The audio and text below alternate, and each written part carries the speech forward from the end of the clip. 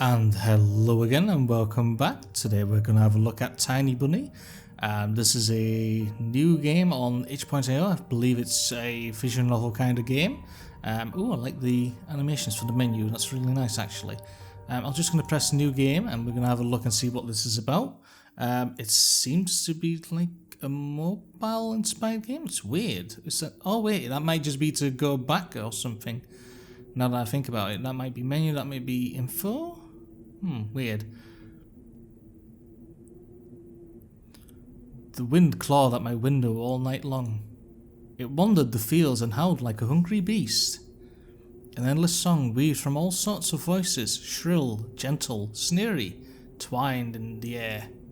They were shouting and laughing, and arguing about something.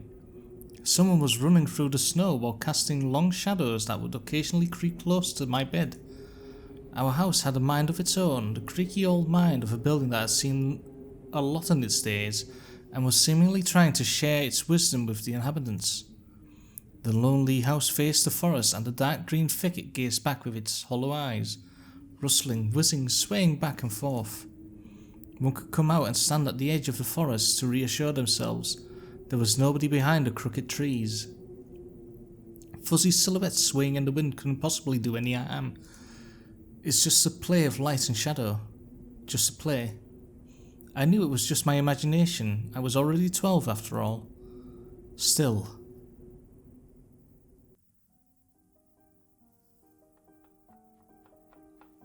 Oh wow, look at the art. That's really nice.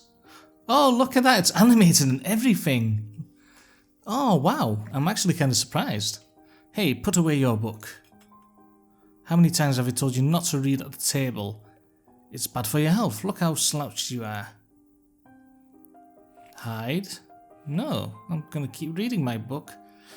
No, I guess I'm gonna have to click hide, don't I? I didn't post it and put the book about Conan the Barbarian aside. Oh, but that's a classic. I was stuck on the line I couldn't understand after reading it 3 times anyway. Olia had already finished her breakfast and was munching on some cookies. Munching with a bit incorrectly written. She was so enthusiastic, she almost looked like your typical girl from commercials. You're not going anywhere until you finish all of it. I, on the other hand, was still trying to drill a hole in the... I, on the other hand, was still trying to drill a hole in the plate with my eyes. Okay then, as if it would make the porridge disappear. Ugh. Hazy anxiousness welled up inside, all because of the previous sleepless night. The black forest around our house and the gloomy wind. The longer I waited, the colder the lumpy white substance became. It looked like a jellyfish from the Cousteau Odyssey. I love that show. I wonder how horrifying the bottom of the ocean is, or how cold the black forest is at night. The spoon fell out of my hand. Mom showered me with a cold glare from her green eyes. What did I just say? I'll get it. I had 10 seconds to catch my breath before battling the nasty porridge once again. I felt around for the spoon. What is this carved on the other side of the table? Karina. Oh, I was trying to read the Russian version and it was just like, Kapina. It's weird. Karina. Ha, that's my mom's name. I guess she carved it out with something pointy when she was little. She sure was a rascal damaging the furniture like that. She would scold me for a week if I did something similar though. Should I remind her about it? No, she's been in a bit of a bad mood lately. I imagined her being my age, sitting under this table. I wonder, was Mom afraid of the dark back then? Or the sounds coming from the attic? Or the thick forest?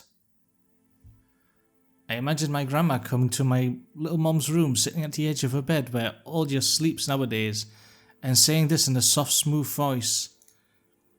Tiger is a special place, little girl. It's watching you closely, sniffing you out. Trying to discern what kind of beast you are. Grandma has a very hairy-looking chin, doesn't she? If you're a good sort, it won't abandon you in times of trouble. But if you're a bad apple, it'll grab you by the side and drag you under the ground. And that would be it. Grandma was caring. She never fought with anybody, never yelled, never swore. These were times when, without the maddening screams until late at night, without smashed dishes and mutual accusations. Our parents used to love each other back then.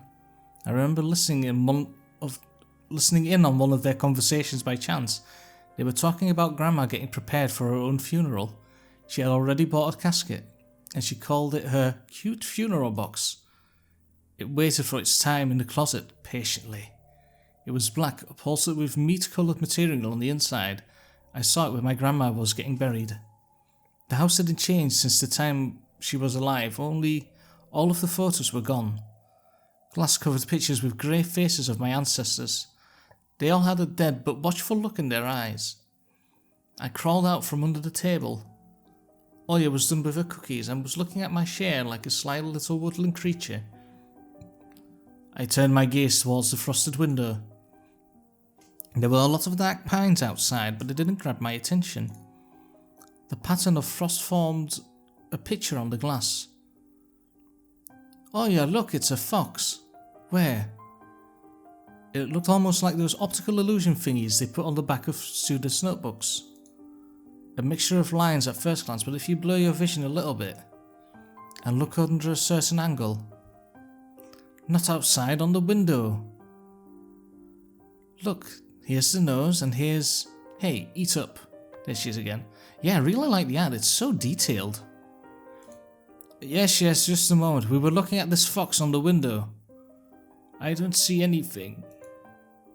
Hurry up, we don't have much time. Ah, there it is, but it still doesn't look like one. And I'm telling you it does. Nuh-uh, it does. Stop it, these kids, I swear. Now I couldn't see the fox either. Aw. It disappeared. Went away. Only the frosty patterns similar to stretched out nettle leaves kept creeping up the glass. Whoa, jeez, it's Giga Chad coming in. My dad entered the kitchen with long measured steps. I want to have a beard like his when I grow up. Mum would always ask jokingly, come on, shave it off, it stings. This was so long ago. Nowadays, rumbling doors and witty comebacks were an everyday occurrence. Oya always covered her ears whenever she hears something like, what's the point in all this? Through the wall.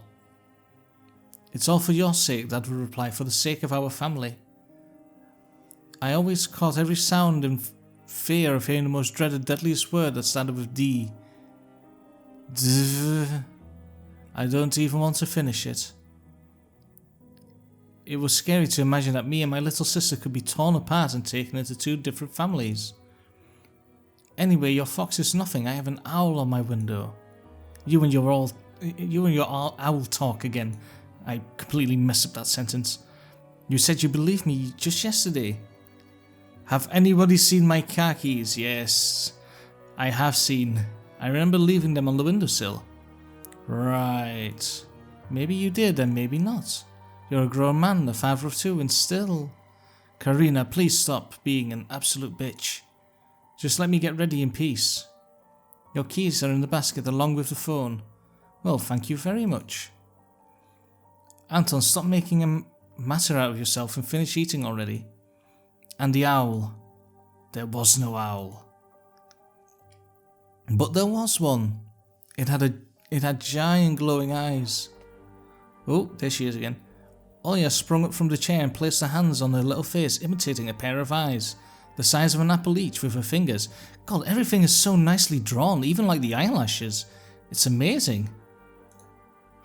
Last year you had Babai in your closet, and now this owl? What's Babai? I wish to know what Babai is. Help me, question mark thingy. Oh, it does work. Babai in Slavic folklore, a nocturnal spirit used by parents to threaten their ill-behaving children. You naughty child. But I saw it. Oya shifted her gaze back and forth from Dad to Mom to me, but couldn't find any support. Neither of us like you. Have you thought about befriending it? You know, like feeding it with imaginary mice. Don't bully our girl. Only I am allowed to bully her. She's just afraid to sleep alone because she's still little. Oya pouted her lips in rebellion and rushed into the hallway. The staircase that led to the second floor creaked.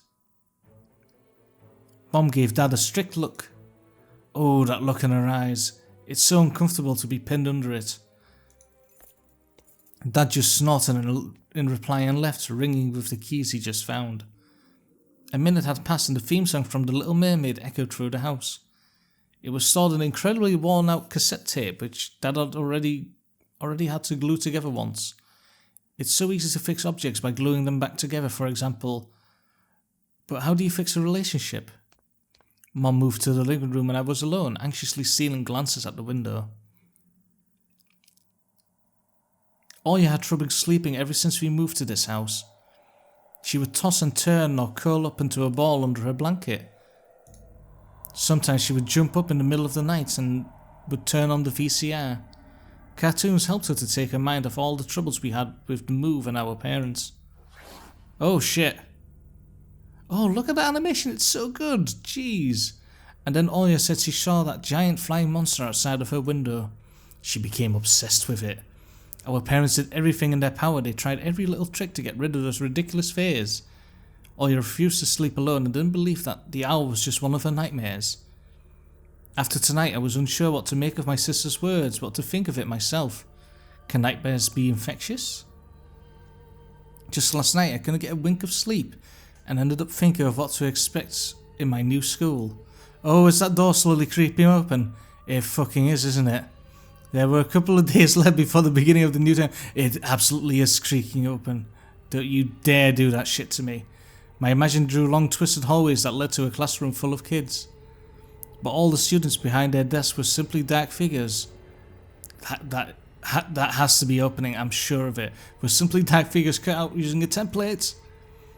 Circular holes gaped in the middle of their faces and pairs of eyes blinked inside those holes. It was as if some completely different creature were looking at me from behind the flat, dark silhouettes. I don't like it. Their cruel glares filled with icy snares made me shiver from head to toe. Will I survive here? Won't they gang up on me and beat me down, stomp on me with their bloody shoes? The damn school can burn for all I care. I just wish for anything to happen to it. It doesn't really matter what. I didn't want to go there that much. I didn't want to see people who are just itching to smack me on the head, trip me up, think of a new offensive name for me, worse than the previous one. I felt like the glasses I wore made me an outsider or some sort of monster. Can I click on the door to close it? No. My gaze slid across the drawing hanging on the walls. I couldn't consider myself a great artist, but Oya begged me to hang them. Drawing was the only thing that made me happy as of late. The small circle of friends I had also enjoyed my paintings and they promised to call me from time to time. Sometimes I'd imagine Mum picking up the phone and saying in a cold voice, "You've got the wrong number." Or, "Anton is not around. Anton is not around." I imagined my future classmates lying in their beds just like me, listening to the howls of invisible werewolves outside their windows. Maybe my new classmates will like me after all. Oh, that sound. But who would ever like a boy with thick glasses? I mean, my dad used to wear glasses when he was little, and now he's married to the most beautiful woman on the planet, my mom. Weird to say that. The house creaked, pressed by the wind. The condo we used to live in, a 9-floor concrete building, buzzed with the neighbour's drill, mumbled with a TV set from behind the wall, cried like a baby from the big family next door. Our current house, though I can't really call it new, was completely different. It was silent and easygoing during the day. Its shadows lay dormant in the corners, on the closet, cobwebs and under the stairs. But they all woke up during the night. Something was watching me from every corner, almost as if the old photos of my deceased family, or diseased family, with their ashen eyes were laying on the walls in place of my drawings. The floor was squeaking, rusty drains were moaning and the attic was occupied by noisy drafts. One could think the house was performing some sort of demonic melody. And then I realised I was, in fact, hearing music. It was already playing for a good while. Somewhere at the edge of my perception I could hear a flute. Oh, the flute actually bloody plays on cue. It was mixed in with the sound of the wind, the creaking old house, and my thoughts too. I stood up and rushed to the window. I wanted to reassure myself that this music was nothing more than a product of my imagination. It's not like someone is playing it there amidst a cold snowy night, right? Oh, I don't want to. Oh, thank God there's nothing. Oh, look, doggos. Someone was dancing in the field. Black silhouettes I could barely make out with the dark forest as their backdrop, I should say, not backup. They jumped around, basked in moonlight, bumped into piles of snow, rolled around and crawled on all fours. Stories about wolves playing under the moon came to mind, but these were clearly not wolves. They stood upright at times, circled around holding hands and whipping up snow, disappearing into the shadows for a brief moment, and then coming back. Something bizarre was going on. Shadows dancing in the starless abyss made my imagination go wild, making me anxious at the same time. Suddenly the music had stopped. Oh shit. The dancing shadows frozen blazing, I could swear, pierced me with their eyes. One of the silhouettes immediately parted from the bizarre shadow carnival and sprinted across the field with giant leaps. No! Oh don't you dare fucking jump scare me. It glided on squeaky snow without leaving any prints until it was devoured by the pitch dark shadow of my house, which became even darker and thicker. My heart was jumping around like the bird inside a cage. I shut the curtains with a swift motion and stepped back towards the bed. Thank God for that. They saw me. A freezing torrent of fear washed over me. Oh God, that music. I stood in the middle of a perfectly dark room and listened to some unwanted guests move and scrape around, looking for an entrance. That is really loud. I don't know why it's that loud all of a sudden. The sound moved to the right, then circled around the house. Now my guest should be at the front door. I jumped into bed and covered myself with the blanket as if it could protect me. The shackles of fear locked my muscles. I remembered the funeral, my grandma lying there, hands crossed on her chest, her facial features sharp like that of a tin doll. Ants running up and down the legs of chairs that held my grandma's casket. I imagined those little creatures climbing up onto her head and pulling up her eyelids with their tiny legs. Then her wrinkly eyeballs would once again move inside their sockets and she'd be able to see her grandchildren. I was chanting the spell she taught me throughout the whole procedure. And now lying under the blanket and listening to squeaks and howls, I was repeating the same words. On the island of Buyan, underneath the blemished sun in the sea of colour blue, stands a cabin made of wood. There lay a lard and ashen hair for the spawn from Devil's Lair to feast and always leave alone God's faithful servant named Anton. Evil leave this house must. Ashes to ashes, dust to dust. Bizarre sounds had disappeared. Oh boy. I cautiously probably they meant with that, peeked out from under the blanket and saw the curtains waving around like a hangman. And then the night doused me with a new portion of boiling terror. The sound scratched at my eardrums. In reality, something or someone was scratching at the front door, clawing at wood, demanding to be let in. The door was shut. Dad had become very cautious recently, so he installed a sturdy lock. I remember him staring at the forest. Jeez, that sound. I remember him staring at the forest intently as if he was looking for someone. Ashes to ashes, dust to dust. I hugged my knees, placing my chin between them, and drilled the door with my eyes. It was so flimsy and weak before the might of darkness. And then... oh shit. The doorknob twitched slightly. Then it turned halfway, once, twice, as if the person who tried to enter had no hands. The doorknob tilted once more and then started clicking violently. My jaw cramped from fear, my wet fingers clutched the blanket. Jesus Christ, it's a fucking slasher fic. The door creaked and opened. It's his little sister probably. The wind taunted me, moaning inside the tin drains. Now, you'll see. The door was wide open. Darkness writhed inside the carnivorous mouth of a doorway. Toonie. It was as if the night itself was calling out to me, flapping its black wings and squeaking with rusty hinges. I was trembling and snared by the web of darkness that hung in the corners of my room, waiting for the one who weaved it to come out of the gaping black hole. Tony. My abdomen tightened and my chest rose up, ready to exhale an a desperate scream. I want to say exasperated scream. But before I was able to do anything, the darkness asked me, Tony, are you asleep? My sister's pale face protruded from the thick shadows. I knew it. I almost screamed from relief. Olya, I'm not sleeping. Did something happen? Olya frowned and sticked out her lower lip, a clear sign that she was about to cry. Oh, look at the poor thing. It's there again, staring at me. Shoo her away, Tony, please. I'm so scared. Yeah, me too. We kind of shit ourselves in the bed there.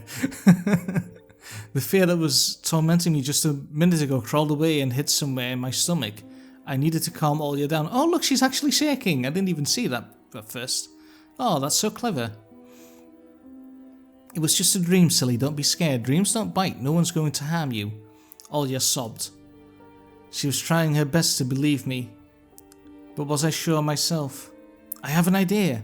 Let's go to your room and watch the video Sleeping Beauty, for example. You like that cartoon, don't you? Why does the Sleeping Beauty have a prince and I have this scary bird? That question took me by surprise. Alright, let's watch Cinderella. My thoughts became tangled, fuzzy. What was that? What studied me with its eyes while dancing feverishly under the moon? The darkness was clinging to the window and it couldn't be fooled by Grandma's old chants. It couldn't be satisfied with a feast of lard and long ashen hair. Tony, you coming? Yes, just a moment. It's weird that she calls him Tony. It's like she's saying in a Brooklyn accent. Hey, Tony!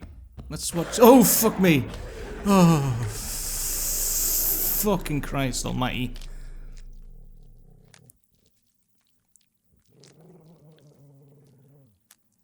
Oh. Whoa, animation and everything. Look at that. That's why I didn't want to laugh at Olya and her owl in the morning. What? Did we skip? Did he blank out during eating porridge? What happened? Who could be knocking on our door here in the middle of nowhere? We don't know anyone around here. So persistent. I felt extremely unsettled from just a silly thought that our morning guest could have come from the woods. I could barely hear voices coming from the front door. My mind was urging me to hide. In the closet, under the table, behind the curtains where Olya always hides. Tony, come here. I felt I felt like kettlebells were tied to my feet but still dragged them towards the hallway. A couple of policemen towered over me in the doorway. They smelled like frost and worry. My mom had always winced and grumbled the moment she saw patrol cars worse than bandits. At the moment though, she looked like somewhat confused. Hello? Senior officer who bore a grim expression nodded. A boy has gone missing yesterday. His name's Vova. Look at this please, have you seen him? The policeman held out a photograph to me. Whoa, look at that animation! So good. There was a ginger boy around the age of elementary school, pictured with a wall carpet as the backdrop. He had a striped cat in his hands and wore a wide smile. Oh, look at that kitty. Look at him. Oh, love him. No, I haven't. Are you sure? Look closely. Where would I see him? I don't know anybody around here. I barely leave the house. Well, maybe you've seen him from the window. That's right, your window looks straight at the forest. Don't they? The window. No, I haven't seen anything. I see. His voice was tired, but his eyes, his stare long and heavy, was full of suspicion. I squirmed unwittingly under the weight of guilt which his giant shadow cast over me. The policeman finally tore his eyes from me and glanced over the hallway, the stairway and the cracks in the ceiling which I haven't noticed before for some reason. How do you like your new place, by the way? Getting used to it? Bit by bit, it's just our little daughter misses the city a lot. Misses the city, huh? Have the locals been treating you well? Yes, everything's alright, thank you. The policeman pierced through me one more time with his grey eyes. My head started spinning. Can I help you somehow? I asked that in a shaky voice to look like a polite boy and to end this unpleasant conversation sooner. Now that I think about it, you look just like one of my nephews, little fella. That's kind of disturbing. He's a witty boy around your age, wears the same type of goggles, haha, always engrossed in reading those mystery novels. Told me he wants to enroll into police school when his family visited us this summer. Want to tell other people just like me, see? I felt uncomfortable, as if a distant relative and not a police officer stood before me. You know what? Little boys like you should stay at home, stay away from trouble. The times have changed so much. Mom interjected in a cold voice. You don't say. Well then. What grade are you in, Tony boy? 6th? Have you made any friends here so far? Not yet, I'll be going to school for the first time after the break. Then I'll leave you my number just in case. Call me if you have any new info. The policemen were gone along with their shadows, the smell of cheap cologne and the photo of a smiling boy. Yeah, everything's animated, it's so good. His face stood still before my eyes. I thought about what he felt, being all alone right now, there. For some reason I imagined the forest swaying in the wind. What did this poor parents feel? It's just, the senses are just a bit weird sometimes. What would my parents do if I had gone missing? Would they cry and thrash around hysterically? Or would they accuse each other like they always do and eventually forget about me? Mom, this is Vova. Did he go missing in our forest? Seems like it, poor child. I looked out the window at the road. The police UAZ drove off towards the village. What's a UAZ? Oh wait! Menu! UAZ, a Soviet and Russian off-road freight passenger car brand which was produced on the Ulyanovsk car factory. Okay then. Beep. The officer's nephew came to mind while I was splitting off all paint from the windowsill. I remembered all the teenage mystery novels from the Black Kitty series I've read this summer. Ooh, more ready stuff. Black Kitty, a series of contemporary Russian original or translated tea mystery books. Your average boys and girls investigated all sorts of mysteries there. They looked for clues, spied on suspicious people, and after a set of amazing adventures, bam, solved any complicated case. They became local celebrities and they must have made their parents real proud. I noticed a trail of policemen's footprints that led to the forest. And then it clicked in my head. Why don't I start an investigation of my own? No, bad idea. Maybe I'll find that lost boy. No, horrible idea. And I'll get my reward. Olya will be so happy. Oh boy. And not only Olya, Mom and Dad too. Maybe they'll even forget about their quarrels for a while. Maybe I'll even save us from the D word. I fantasized about buying Olya a Tamagotchi and getting a cassette player and a bunch of tapes for myself. And a whole box of Kinder Surprise. Did they even have that in Russia? When was the last time our parents bought us any toys? Last autumn, I think. My dad had lost his job at the time. There's that annoying song about it. I had little to no idea what was the accountant's job like. They counted money? Neighbours used to envy us.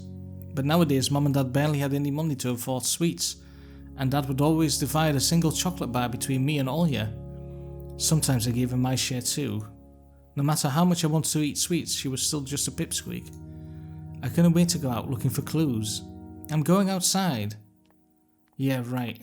You want the police to go around with your photograph next? The forest is so thick. What if the boy got snatched up by wild animals or something even worse? Even worse echoed through the hallway. I won't go far, I'll stay away from the forest. Did you hear what I said, or should I repeat myself? You better pack your school bag or go play with Olya. The sound of splashing water came from the kitchen. It meant that the argument was over and Mum had the last word. Ooh, I've got choices. So many choices. Can I save? I can. Oh, it's a bit... For some reason it lags a bit when I try to open the safe file. Let's open this first. The dark, stuffy closet. My mum says it smells like mice, but how does she know their smell? She hates it when I stick my nose in there. She's afraid I'll cut myself on the freshly sharpened axe. And Olya can't even be lured close to it. She thinks Babai is living there. I tried to help her fight her fears once. I opened the door and turned on a dim lamp so she would see there was nothing but cobwebs, dust tools and scratched walls. She still didn't believe me.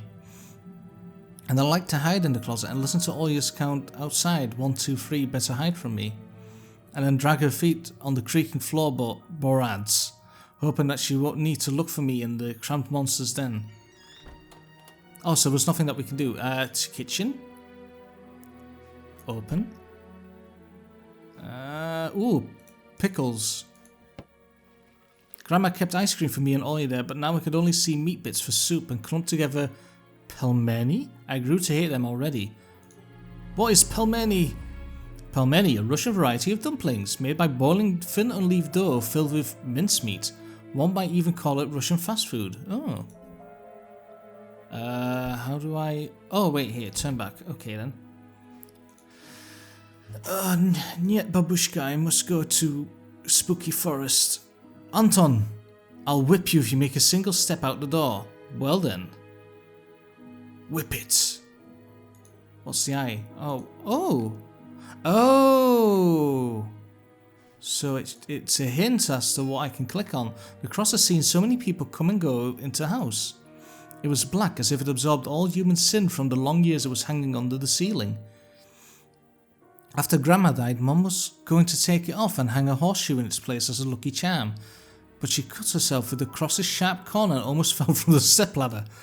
Dad called it a sign from above and ordered the cross to be left alone in its rightful place. Oh. My parents prohibit me from making long-distance calls, but from time to time I really want to hear my old friends. Sometimes I would just pick up the phone, listen to the low hum of the zoomer and the distant crackling, imagine the wind howling in the ice-laden chords. What else do I have? Oh, this thing. Mum's picked up a family relic that's just sitting on the stairs. My mum played with it when she was little, then she gifted it to me. Olga was next in the succession line, the toy belonged to her now.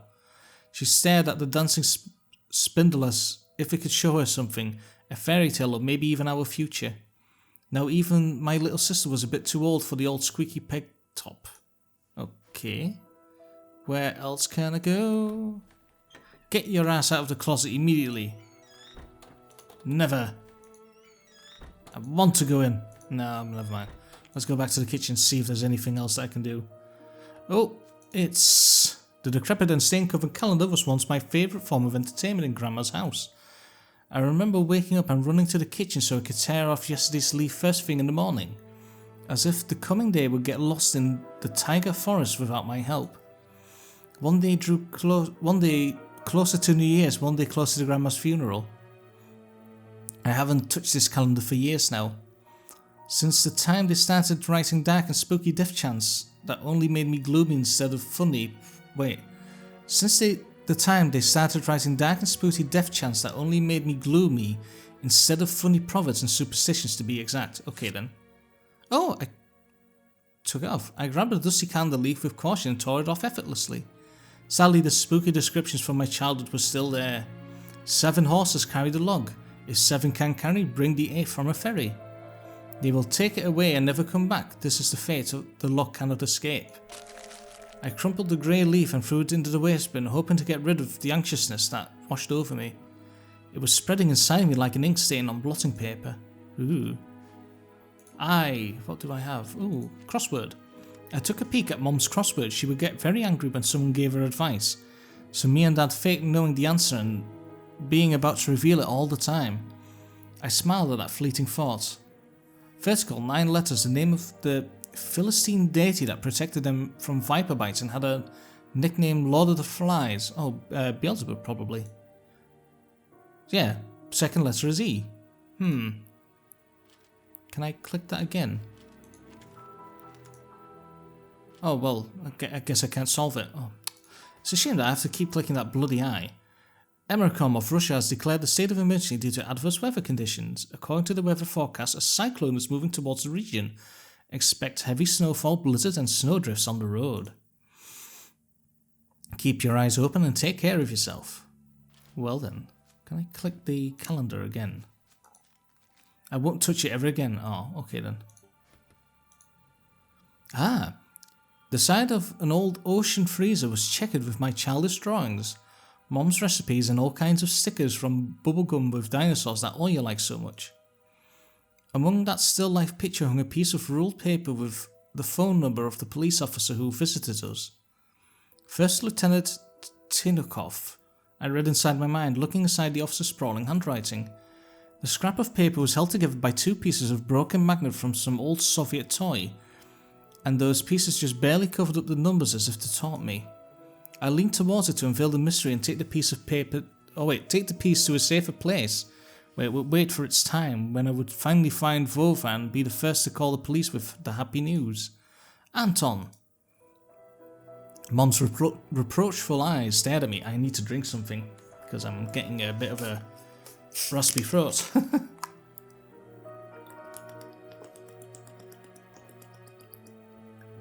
Oh, so good. Oh yes, now we can do another hour of recording. What do you need it for? Hands off, you'll lose it. Angering my mum was the last thing I wanted, so I lowered my hand. But I want it. Of course it won't be that easy. Oh, so I need to distract her, probably. Do I have the eye here as well? No, I cannot click any of these things. It's all really beautiful. This is all beautifully painted. Radio? Машина, в которой он находился, была обстреляна неизвестными вооруженными лицами. Куплю жене сапоги. Это просто, Леня. АО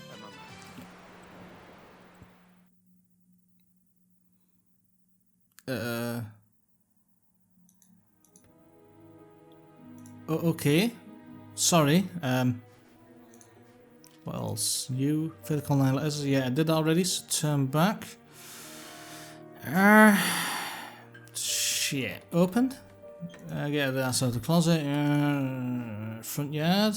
I need to distract Mum somehow or else get scolded and my ass whipped with Dad's leather belt. No.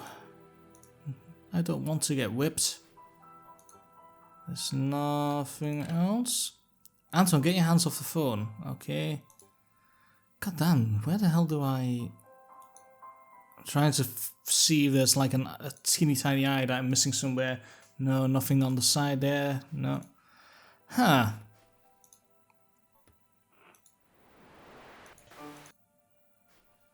Nope, that doesn't do it either.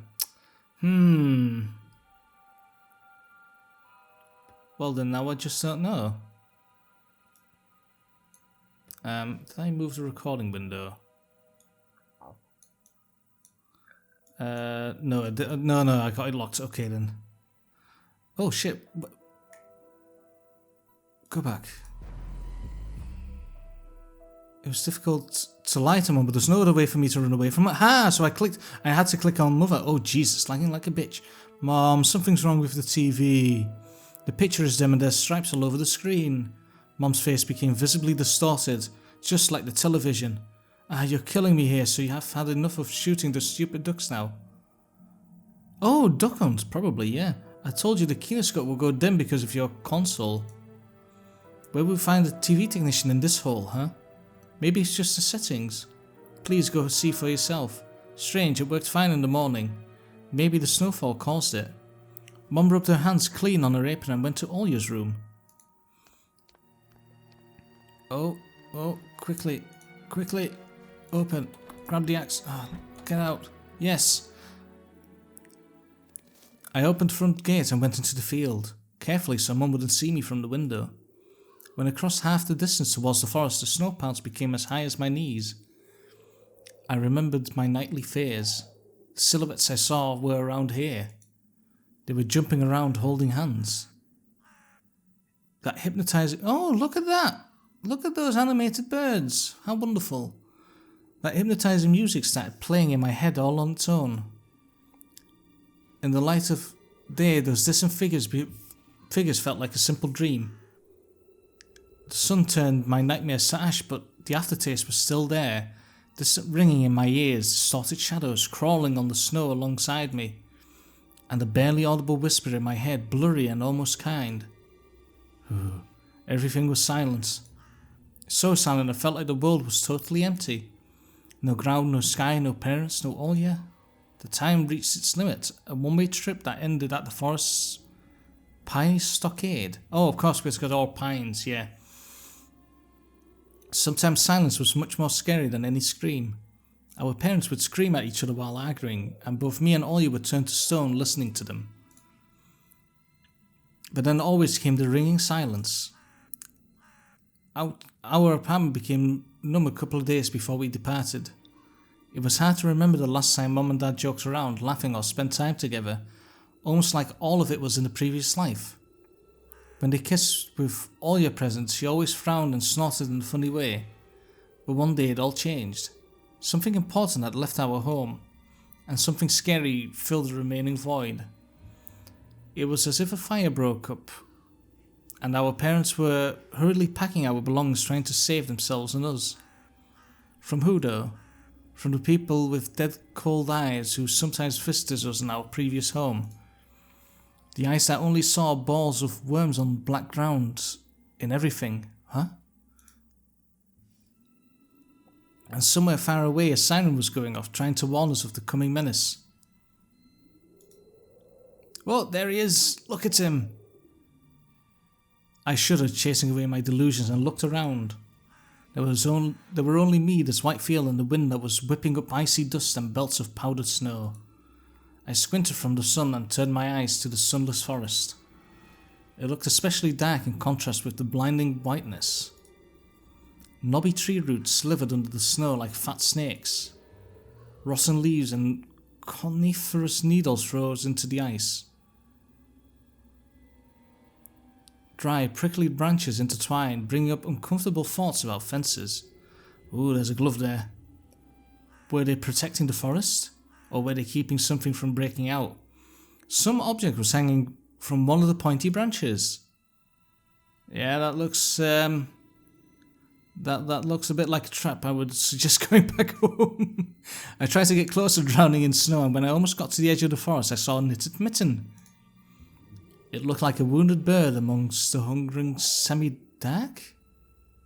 I think something was lost in translation there. Should I take it to the police? Their senior officer looked gloomy, but he still reminded me of Captain Casanova from my favourite TV show called The Streets of Broken Lights. What is The Streets of Broken Lights? Streets of Broken Lights, a Russian mystery TV series telling a story of the daily life of Russian police officers. It's the longest running series in the history of Russian TV at the moment. Oh. He was always anxious with a tired look in his eyes, but still brave and strong. Will this mitten help them find the lost boy? Fova. I heard a distant shout. It looked like it came from the river. Fova. As if the trees were calling out to someone. Fova resounded closer to me. There was someone standing there behind the trees, hiding. Fova. I knew someone was looking for the lost boy, but still. There was something unsettling about that figure. What figure? What are you seeing? What am I missing here? Its stillness, I was bent unnaturally towards the ground. Where? Its blackness.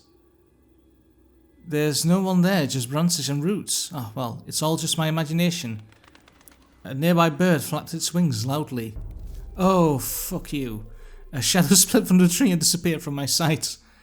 I looked away for just a moment, but when I turned my gaze back to the same place, it was gone. Oh shit, he thinks. So it was my imagination after all.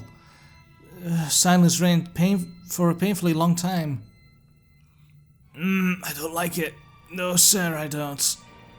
Oh, the string quartet is coming up. My muscles were tightly sprung, my heart was beating somewhere in my throat. Any noise, any little movement, any small whisper from the thicket and I'd sprint. But nothing of the sort happened, yet. I looked at the mitten once more. It was gone. Oh, shit. Gonna save right here. Yeah, I'm just gonna save here. Oh boy, take the mitten. I decided to take the lonely mitten from the branch. Oh no. Fova. I don't like this at all. A shout rumbled across the field and dissolved into the distance. No echo, no hope for a reply. Can I just grab the fucking mitten already, please? Oh, Jesus. I stepped towards the bristly trees and tried to calm my find. Oh, God, it didn't budge. I pulled harder, the branch cracked and the mitten tore off, landing in my hand with a squishy sound. All too heavy, wet. I squeezed it without thinking and something dark spilled from it. forming a tiny string between the mitten and the snow. Steam rose from the snow pile. Oh no. I froze in place, studying my palms in disgust. Red. The sound of cracking branches invaded the silence. Oh shit. I didn't have to think twice before running away. Oh shit, look at him go. Someone was chasing me from the darkness, breaking pine branches, closing the distance with giant leaps. Snow was slowing me down. Crazy thoughts flew through my mind. I'll get caught. They'll get me. I'll get dragged into the thicket. I'll be gone forever. But there was one more voice, probably one of reason. It gave me strength, spurred me on. You can do it. Don't stop. I heard an animal roar behind me. It was so loud my ears went numb. Oh god, the string quartet. It felt like the sound had come from a pack of hungry beasts rather than a single one. Their nostrils sucked in freezing cold air. They sensed my fear. 2 giant wings flapped above my head. An enormous shadow flew over the clearing, a hoot, a wheeze. The roars were coming from all directions now. From the dried up raspberry bush, from the twisted pines, from under the windfall. Hurry, run, don't look back. It felt like I was inside a nightmare. The snowy clearing became viscous like quicksand. I was stuck in place. I pulled my leg from the mushy trap just to be caught in a new one, even deeper than before. I continued to drown, sinking deeper and deeper with every desperate push. Was the snow ever this sticky? I screamed in horror after realizing it wasn't snow. Someone or something in the snow pile was clutching my pants. I gathered all my strength and rushed forward. The pressure on my leg was gone, my boots slipped out of the hole, and my soles were on a hard surface again. I reached a clear path with one jump, and from there ran to my house. Its gloomy facade didn't look threatening now. That house was my line of defense from the shadows that flapped their wings and the creatures that were hidden under the snow. I tripped over the doorstep and smashed into the door. In all my hurry, I still managed to notice the claw marks, as if a dog was striking the wood with its paws, demanding to be let in so it could escape the cold. I hadn't noticed these marks when I was leaving. The heartbeat in my ears was much louder than my surroundings. I couldn't hear whether someone was following me or not. What if they were already in our front yard and... Oh Jesus, the fucking string quartet. I have to turn the volume down just a bit, it's just too fucking loud. What if they were already in our front yard and Mom had locked the door? Drowning in fear, I pulled on the doorknob and it obediently gave way. I rolled into the hallway and shut the door behind me. Porch planks creaked as my pursuers ascended the stairs. My finger slipped off the lock and I couldn't click it in place. I gritted my teeth and pulled hard on the iron doorknob, whipping it between the boards. I stared blankly at the door. Someone was standing on the other side of the pitiful flimsy barrier that was probably less useful than blankets. Wheezing breath reached into the house and crashed at me in waves. It smelled of pine and sweat. Mom peeked out of the kitchen and chastised me with the same frigid voice she always used when talking to Dad. What exactly didn't you understand when I told you to never slam the door? I didn't mean to. I snuck a glance at the door. The smell was gone and the breath was too. If there was someone in the first place, of course. Here, mere 5 meters away from Mom, my fear was slowly weakening, melting like snow in spring, and with it, the last bit of strength I had left in my body too. My legs gave way. I propped myself up against the wall so I wouldn't fall over. Mom's expression had changed immediately. The cold mask of strictness and detachment was gone. My mum looked the same as before all those quarrels. She saw my condition at last, my wet pants plastered with snow. Where have you been? What did I tell you, huh? I told you to stay home. Am I nothing to you too? I got afraid she would cry. I reached out to her like when I was very little and wanted her to cuddle me. But Mum regained her composure fast and put on her usual face. Her eyes shined like steel, her voice rang out. Your dad can't find his cigarettes. Be honest, did you snatch them? Were you smoking in secret? There was something chasing me, I thought. I stuttered as soon as I started explaining myself. Tears welled up in my eyes.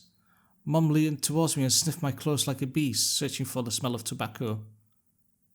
Then she squinted her eyes in suspicion and looked into the front yard. Her expression changed in an instant and she covered her mouth with her hand. Look over there at the fence. My heart started thumping as if I became prey once again, and my pursuers were following me in the field. I could swear that I heard something scratch at the door just like in my nightmare. Mom beckoned me with a finger and I gathered all my remaining bravery to look into the kitchen window facing my fear. I could barely discern some hairy silhouettes swimming in snow through icy winter patterns on the glass. Dogs! Just a small pack of strays with no name and owner, barely reminding me of the hungry monsters that live on the edge of the forest. Oh boy, you were scared of them? I think they'd rather be scared of you, Anton. They were chasing me like a bunny. And what if they're rabid? The smile had slowly disappeared from Mom's face. Now she looked at the dogs as if it was her first time seeing them. What if they attacked all you? Mom? I wish your dad could just shoot them all. Mom, look, they're alive. Huh? What? Are they your friend or foe after all? Make up your mind. You're not a little kid already. Mom sighed in annoyance and I felt so bitter that I bit my lower lip and fixed my gaze on the cobweb-ridden corner. Welp, some detective I am. In reality, I wasn't risking my life amongst monsters, but rather my pants among a pack of stupid strays. And what for? What use do I have for this? A mitten. Of course. A dark and sticky mitten that belonged to the lost boy made a squishy sound in my hand. Ah, right. Seems like I was clutching it the whole time. That's my trump card as a detective. I heard to present this clue to my mum. Mum, look, this is Vova's mitten as it drips blood on the floor. That is incredibly well animated. Jesus. That boy the police was asking about in the morning. It's drenched in blood. I found it hanging from a tree. I can show where. Let's call the police like the officer told us to. Mum, look. Ew. A shadow of doubt slowly crept into Mom's contorted face, as if she was trying to remember something distant, like someone tries to remember their dream, but the images slip away. Stop it this moment, or you will go insane as she hears you. She already has trouble sleeping and whines all the time. And you joke around like this. At that moment I realised the mitten was actually wet from snow. There was no blood whatsoever. I wanted to sink through the floor from embarrassment. Come here, my boy, who cried Wolf. Oh, don't you just stand there, come take your pills. A golden colour pill reminiscent of a dead wasp fell into my palm. I already took one during the breakfast. Don't talk over me. I told you to stay home and you... That would have given you a good whipping for that. Come on, take it or you won't be able to sleep at night and you have school tomorrow. So I had to swallow the bitter medication, drinking it down with similarly awful water that gave off a taste of chlorine. Maybe it wasn't Vova's mitten. Maybe it wasn't a mitten at all. Just like the forest monsters and Lawyer's owl. Am I going mad? What's happening to me? Oh, is he like schizophrenic or something? Either the pill had an immediate effect or my overexerted brain didn't let fear inside anymore. Serenity washed over me, bringing yawny indifference along with it. Anton, you done? See, you can do it when you try. Take off your coat, are you asleep? No, Mum, I was just thinking. What about, I wonder? It's just something silly. Mom scrutinised me with suspicious eyes, as if she wasn't sure she was looking at her own son and not some doppelganger that came from the forest. Is everything alright? You had the same exact expression when the policeman asked you about the window. I'm alright, Mum. She heaved a deep sigh. Fine. It seemed like the house had changed. The sofa's fabric had become discoloured. Fingerprints appeared on the bathroom tiles. The light bulbs also felt different, dimmer and yellower. Even the saliva inside my mouth had a different taste. A melody from Aladdin could be heard from the upper floor. Ollie was done rewatching her favourite Little Mermaid episode and switched to other tapes. I slowly changed into my home clothes, stopped before the sink and studied my reflection in the mirror, like I was trying to solve one of those spot the difference puzzles. Then I went upstairs. Jafar's and Largo's voices died down. I walked past Olya's bedroom and slipped into my own. Oh, we can use the eye again. There's lots of stuff to click. I've dreamt of becoming an artist since Dad bought me my first comic book. Fly magazine was the coolest. I especially liked the big space related edition with alien monsters and that funny episode about Gundam? What's Gundam? But we have Fly magazine. The first Soviet and Russian periodic adult comics magazine, extremely popular during the crazy 90s. What made the magazine stood out was the refusal to use material from its foreign counterparts. Oh, we can scroll through the list then. Okay then. I started drawing all kinds of stuff since that day, and I seem to be getting pretty good at it. One of my letters even got published in Fly once. Maybe someday they'll even publish my comic. Maybe. My Triceratops figurine. I know all sorts about dinosaurs, velociraptors, Afrovenators, and Hypsilophodons. What the fuck is that? I remember going to the movies to see Jurassic Park back when we still lived in the city and taking pictures with the T-Rex in the hall. It turned its head and roared. It was awesome. And beside it was a Robotech Transformer. I love this cartoon. When a jet fighter speeds up in the intro among the sounds of Blastify, you know your next 20 minutes will surely be amazing. Jesus Christ. Centradi space station is captured. Rick, get ready for battle. Let's not look outside just yet. Oh well, I accidentally clicked on the bloody thing then. Oh well. The forest didn't look as grim during the day. Entangled tree branches in the distance and the snowy field between our house and the forest brought sleepiness to my eyes. But sometimes I would still catch myself looking in the window at the icy treetops instead of doing my homework. What's this then? Monsters, ghosts, UFOs, the Encyclopedia of Phenomenon for Rossmann Publishing. I've learned about the Loch Ness Monster, Medusa, Gorgon, and Bigfoot from there. Olya's always scared of the book. She could barely handle sifting through the monster and alien sections with me, but the middle part where they start to talk about ghosts really freaked her out. I even remember hunting ghosts after I read that book. I measured the distance between items on my table every evening and checked if they moved due to some supernatural force come the morning. They didn't. But to be honest, what was I expecting, to meet Casper the Ghost? And nothing else I can click on. Open. One of the drawers was empty. I hid the mitten there. Yay. This simple action drained the last bit of strength from me. I sat on the bed.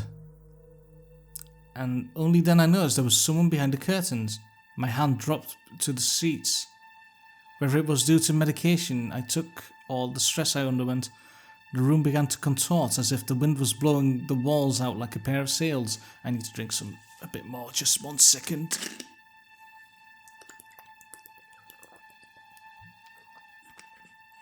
I'm just going to let the string quartet just do their thing there for a second. The room's corners bent and undulated. What does that mean? The only stable thing in the whole room was the figure between the windowsill and the curtains. A flimsy piece of cloth was stuck to my hidden visitor. It's Olya, probably, just like a savant of sorts. Olya? Who else would be standing there? I stood up and licked my dried up lips. Yeah, Olya, it's so funny. The silhouette was unmoving. It was enveloped softly by the curtains, as if there was a thick layer of darkness there, not a human being. I reached towards the curtains. Badum, beat my heart, controlled by medication. The wind sang in the field with a chorus of voices.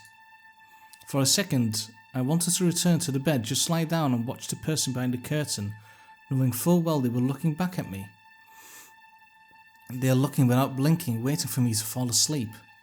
Plastic rings rustled against the holder when I pulled open the curtains. There she is. Oh, look how detailed she is. It's wonderful. Love it. Gotcha. I knew it was you from the beginning. Ah, and she doesn't like that now. A blindingly bright halo lit up above Olya's head with the setting sun as the background. My sister was shining. When she was just a baby, Dad always used to say she was shining with happiness. I always retorted, but Dad, she's not some flashlight. But I brought her to the window one day and sunlight poured on her smiling face. I felt like I was holding a child. Woven? Or probably woven, typo there. Woven from light. I saw everything. Oh really? What did you hide? She was just like my mom when she was little, before she put on her sad mask of tiredness and switched to her commanding tone of voice. It's nothing, just... Oya ran up to the table, her eyes round, and asked, You stole something and hid it there. Are you a thief? What? Don't be stupid. I didn't steal anything. A clear image came to mind, that mitten hanging from the tree branch. Ooh. What if I did steal it after all? From the forest, from the tilted figure standing behind the black trees. Oya could be selfish and stubborn when she wanted. Then show me. Swear that you won't tell anyone and then I'll show you. Oya wore a plotting smile. Yeah, don't trust her. I swear on Mom's heart. I know she heard in one of the movies about the pioneers we've watched. What pioneers? Pioneer movement, an umbrella term for communist children organisations existing around the world, somewhat reminiscent of the Scout movement. Don't say things like that. Oya nodded and made a gesture with her hand, locking her mouth with an imaginary key. She was filled with curiosity that was splashing in her giant eyes. The drawer's probably full, caked with blood now. Oh, maybe not. I opened the drawer and Oya leaned in, holding her breath. It looked like there was not just a simple mitten, but some sort of exotic critter. Is this someone's mitten? She said that as if she couldn't understand what she saw. A certain boy lost it and got lost himself. Now you do understand how dangerous it is for kids to wander in the forest, right? He must be really cold out there, missing one of his mittens. Will they find him? They will. The police are going house to house showing his photo to everybody. Oya traversed the room with care and pressed her tiny palms against the window. And why are they going to houses and not the forest? Are they scared? Maybe. The question caught me off guard. The police isn't scared of anything. Yeah, right, flashed in my clouded mind. Did they really check every nook and cranny where darkness, cold and whispers of icy branches swell? If that's the case, how did they miss the mitten? Or did it appear later for me? Yeah, that's what I thought as well. It seems a bit like it was set up as bait. I changed the topic, as if trying to get Oya as far away as possible from the forest thicket. We may get a reward if I go and find this boy by myself. A lot of stuff, like in Field of Wonders. What is Field of Wonders? Field of Wonders, a Soviet and Russian TV game show still running to this day. Jesus.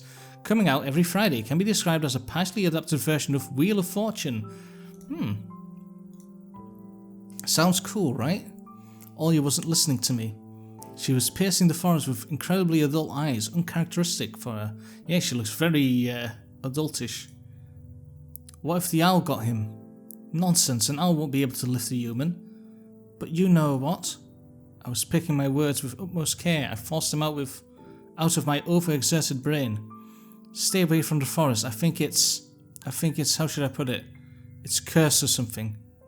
Oh, I thought I heard the music change there for a second. Just like in a fairy tale? No, not like that. More like in that spooky tape I think that was supposed to be Dad. Mom and Dad are hiding from us. Olga shivered and stole a glance at the window. I saw you running away. Someone was chasing you? No, it's just I was hurrying back home so Mom wouldn't be worried. As I looked at my sister, my heart was tearing apart. She was so fragile, it was so easy to stifle her light. A gust of wind and a small fire would be gone. You're lucky. Mom won't even let me go outside. I'm like a princess in the tower, can't go anywhere. I'll die from boredom here. You're wrong. No one's ever died from boredom. And you have me and your cartoons, and Mom and Dad will be good to each other soon. You know what I would wish for my next birthday? I'd wish for Mom and Dad to turn into children so we could go play together like we used to. Oh, that's really sweet. Yeah, and if you make them as small as books, we could place them into a little box. Oh yeah, giggled and took down my sleeve. The fucking face. Tony, let's go watch Aladdin. Fatigue won over my desire to be with my little sister. I was washed over by some sort of heinous apathy. I'm too tired, I don't want to. Come on. It's so boring alone and Mom's always busy. We can pick a cartoon you haven't seen before. I know all of our tapes by heart at this point. Not all of them, you haven't watched Peter Pan. Remember how you fall asleep in the middle of it? Or how you fell asleep in the middle of it? And so much happens after that. Let's go, let's go. Maybe a bit later. Should I tell you how it ends? Let's leave that for tomorrow. I won't tell you tomorrow. I know, let's play hide and seek. No, Olya. Then draw me a dino. Olya, please. Draw it. Will you leave me alone already? Oh, he's losing his temper. Oh. I blurted it out without thinking, and then I was immediately taken aback. I never screamed at my little sister like that. Olya stared at me in shock. Her lips started trembling like a precursor to tears. Oh no, she already has tears in her eyes. My chest was seething with disgust and embarrassment. What's happening to me? I hurried to prevent Olya from crying. Alright, you win. Let's go watch cartoons for a bit. I don't wanna. Oh no, she's sad. I came up to her, put my hand on her soft head. Let's go. Watch Peter Pan. Boo, you'll fall asleep again. I smiled and lifted her chin. Her eyes were wet and felt bottomless. I promise I won't. And I'll draw you a full Triceratops later. Hooray! Triceratops. Well, close enough. Olya rubbed her eyes with a sleeve of her pyjamas and a shining smile returned to her face. I'll go ask Mom for condensed milk and bread and you rewind the tape. The bread is fresh, just how you like it. What's condensed milk anyway? Isn't that just powder? Alright, just be careful not to spill the milk. I've never actually seen what condensed milk is. Is it just like different from regular milk? Or you'll be yelled at again. Well, I bet I won't spill it. The tape is somewhere in the nightstand. Look for it. Olya disappeared into the doorway and I dragged my feet into the neighbouring room. Oh boy, we're gonna have to find the thing in the room and Olya's countless toys. An old teddy bear is the main attraction here. Olya doesn't sleep without it. Oh god, I had to stifle a yawn there. And she digs her nose into its fur when she sleeps.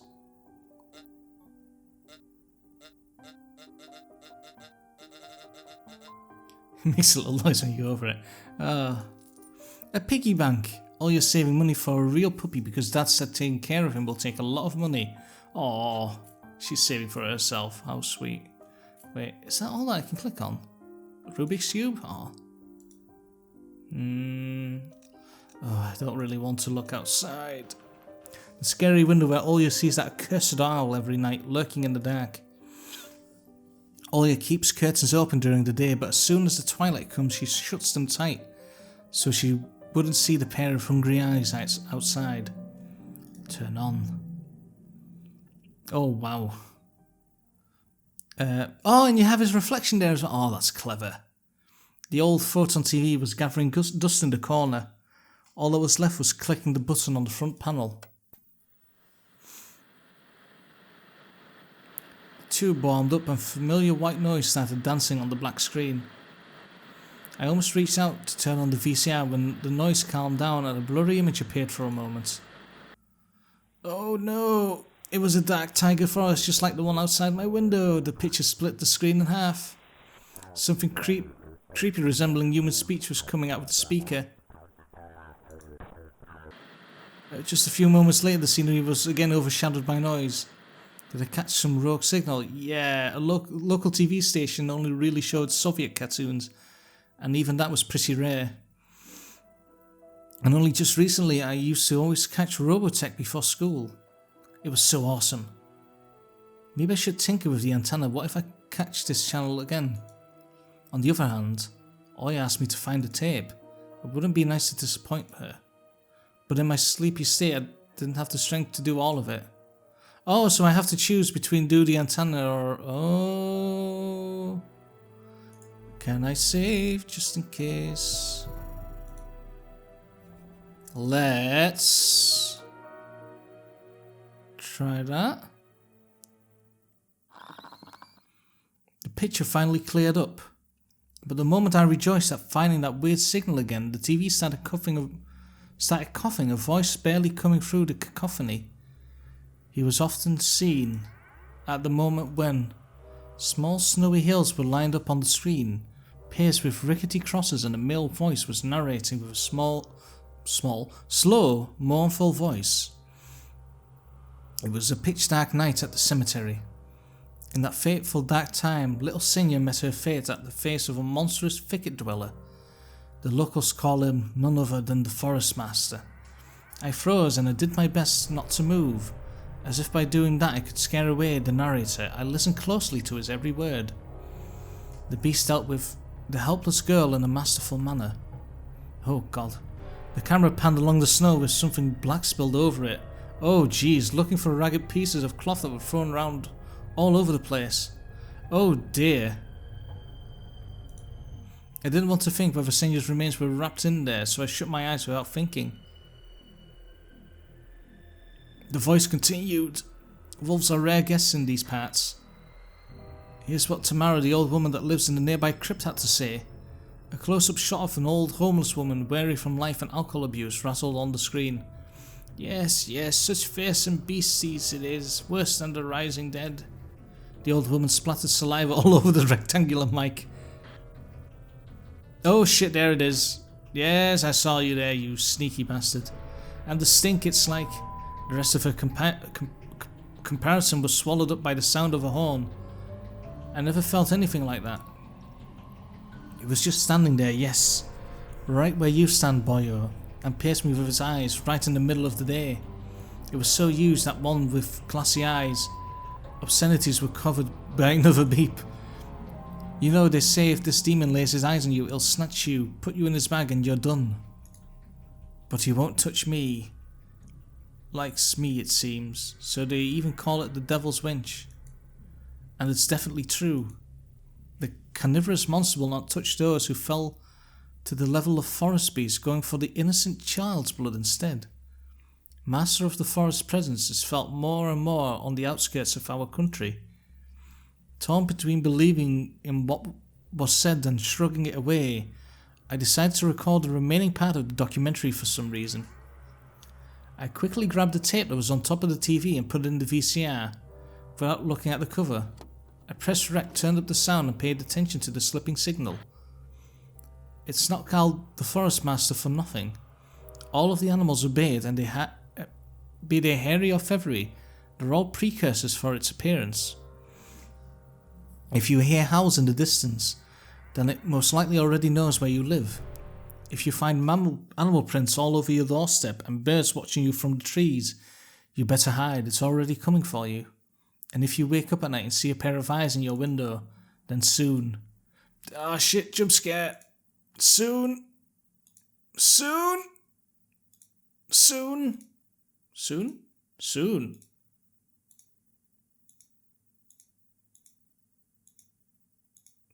It's not going forward. Oh, there you are, you bastard. I was just wondering for a second. Oh, there it is. Oh no. The TV suddenly went mad and looped the last word over and over, piercing my ears. Oh, Jesus Christ almighty. I got goosebumps all over my spine. The tape ended and was rewinding to the beginning.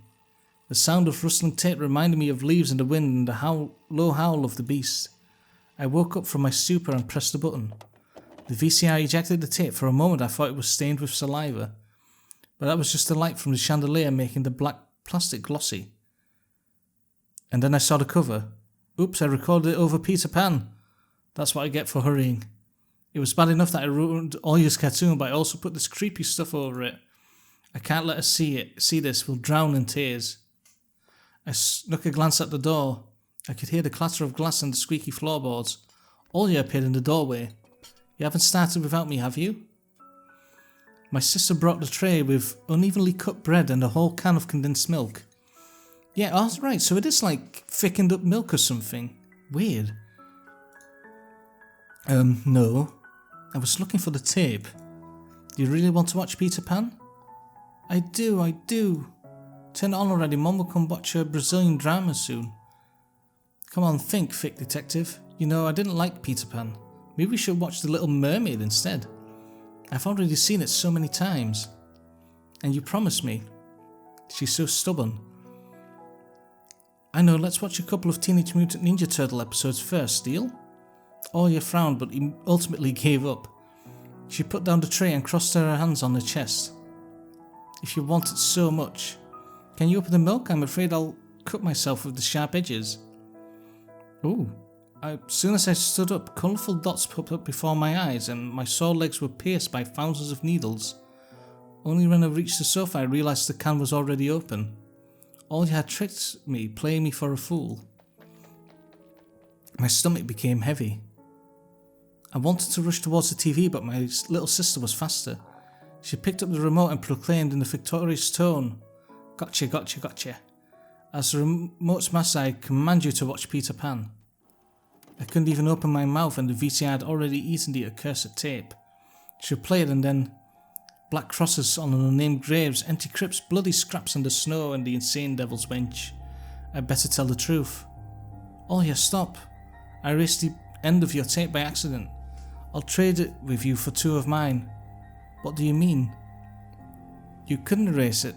Me and Dad had broken off all those plastic pins with a screwdriver. You can't record anything over my cartoons now." My little sister pressed a triangular play button on the remote. I squeezed the inside, awaiting the out of this world voice of the narrator. But I saw the duel between Peter Pan and Captain Hook instead. Yeah, for those of you who weren't around when VHS tapes were there, VHS tapes had like a little plastic clip that you could break off, and if that was broken off, it wouldn't record over the tape. I believe you had something similar with how you could make floppies read-only by punching a hole in them, I believe. But I saw the duel between Peter Pan and Captain Hook instead. I sighed in relief. My head, heavy as a leaden ball, was now rested in my hands. Oya smiled in joy. I love the art in every little bit of this. It's just so grand. She put the tape on rewind and started spreading milk over her bread. I don't understand that as a meal, but okay. And when the cartoon started, she forgot about everything in the world. As if she really got transported to the Neverland, like she always wished. To be honest, I also imagined myself there in a land where one never ages, where no one argues over little things, where no one listens to fights and the sound of broken plates at night. But now Peter Pan's land was especially far away from me. My thoughts dragged on, stumbled upon the horned beast that awaited me among the trees, and the narrator's mournful voice haunted me, sliding over bushes and ravines.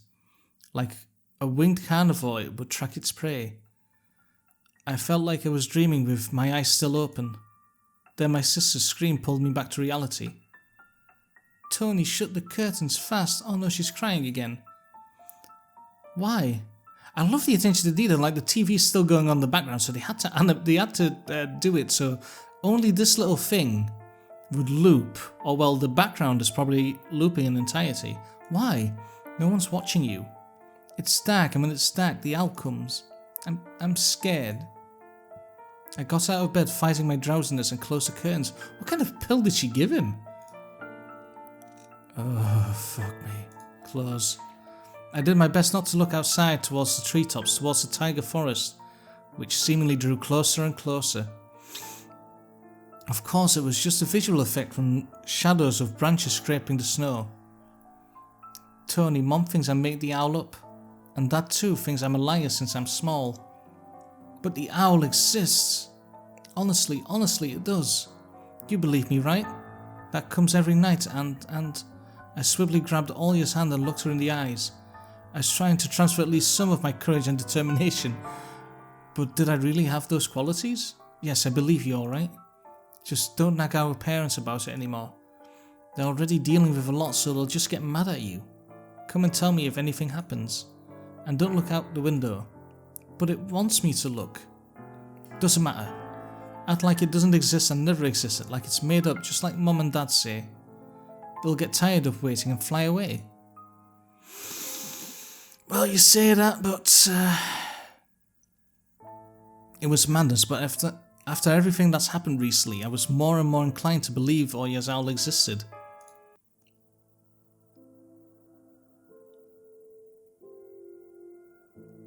We followed Peter Pan's adventures as if nothing had happened, as if the forest didn't kidnap kids, as if our parents weren't tearing each other apart bit by bit.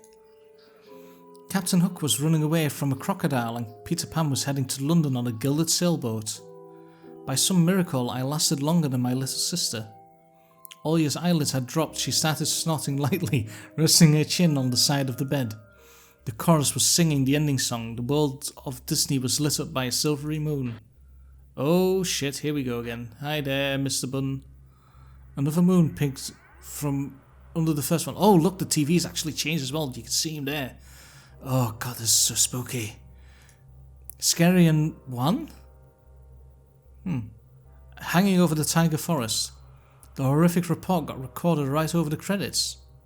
My throat went dry, my pulse became faster. I looked towards Olya.